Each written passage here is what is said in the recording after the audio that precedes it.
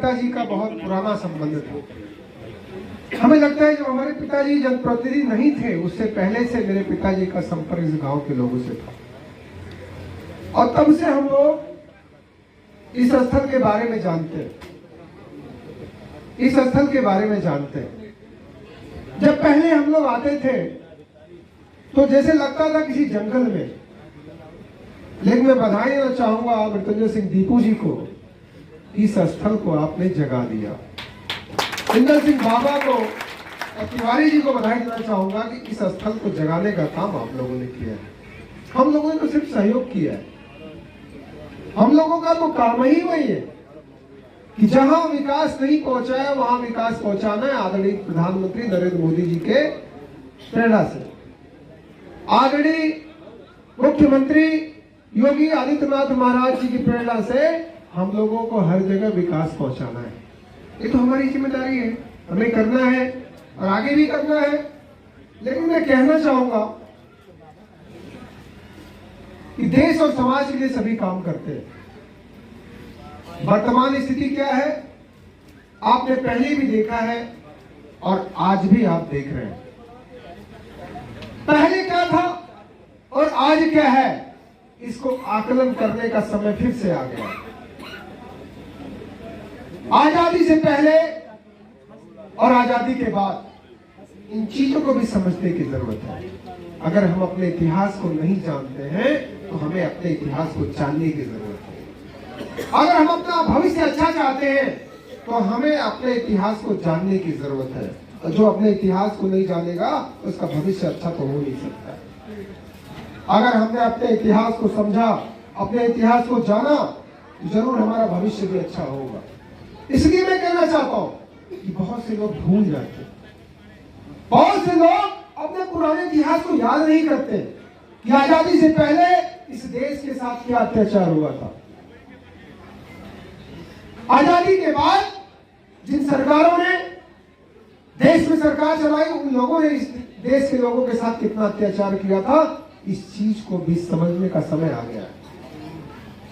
आप याद करिए, आजादी से पहले हमारे देश के रणबांकुरों ने, हमारे देश के शहीदों ने अपनी शहादत देकर इस देश को स्वतंत्रता दिलाई थी।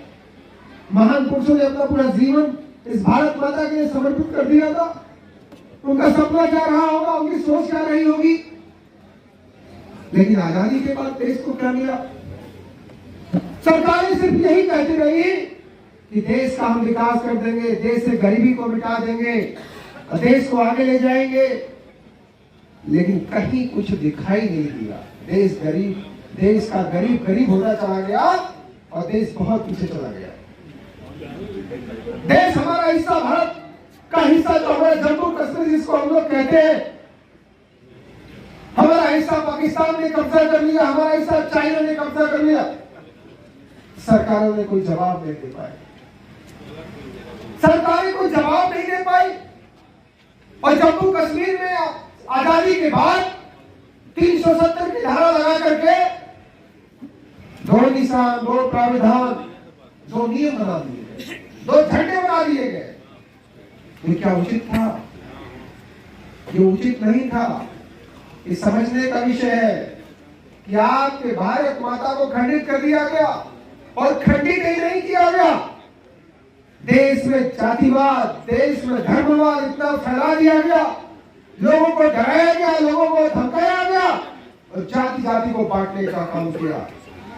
याद है कि नहीं है कि राम मंदिर, जब भगवान राम का मंदिर बनने की बात आई तो देश के लोगों ने बाबरी मस्जिद पे हमला कर दिया, और हमला करने के बाद क्या किया? लोगों के ऊपर मुकदमे हुए, लोग जेल गए, सरकारें तक चली गई। लेकिन भारतीय जनता पार्टी का जो संकल्प था कि राम लला हम आएंगे और मंदिर वही बनाएंगे, वो क्या था? लोगों का संकल्प था, लोगों की विचारधारा थी हिंदुस्तान की, उसको भी सरकारों ने सम्मान नहीं दिया। देश की आस्था को भी लोग सरकारों ने विश्वास नहीं किया, उसमें भी लोग कदम आगे बढ़कर के सरकारों ने कभी कोई काम नहीं किया, सिर्फ धर्म को दबाने का काम किया। किसके लिए? वोट के लिए, राजनीति के लिए। बहुत से लोग ये कहते हैं, बाबरी मस्जिद की बात करते हैं। ये बाबरी मस्जिद है क्या? बाबरी मस्जिद थी क्या? बाबरी मस्जिद तो बाबर की मस्जिद थी। बाबर था कौन? बाबर हमारे देश का था क्या? जो हमारे देश के मुसलमान है, कोई बता रहे क्या बाबर उनका पूर्वज था? बाबर उनके देश का क्या स्वतंत्रता संग्राम सेनानी था, या बाबर उनके देश का कोई शहीद व्यक्ति था? वो तो एक आक्रांतकारी था, देश का एक दुश्मन था, देश पर हमला किया, सनातन धर्म को कमजोर किया, शिक्षा को कमजोर किया।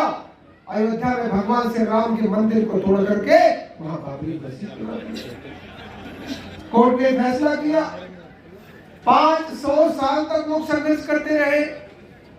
देश के लोग तो कल्पना भी नहीं कर सकते थे। और वो समय आया, कब आया? जब देश की जनता को लगा कि इस देश में भ्रष्टाचार, इस देश में गरीबी, इस देश को बदहाल करने का काम सरकारों ने किया है। 2014 में जब देश में मोदी जी की सरकार बनी और उत्तर प्रदेश में आपने जब भाजपा की सरकार बनाई, जो देश का नेतृत्व मोदी जी को मिला और प्रदेश का नेतृत्व जब योगी जी को मिला, तो आज भगवान श्री राम का मंदिर भी आपको दिखाई दे रहा है।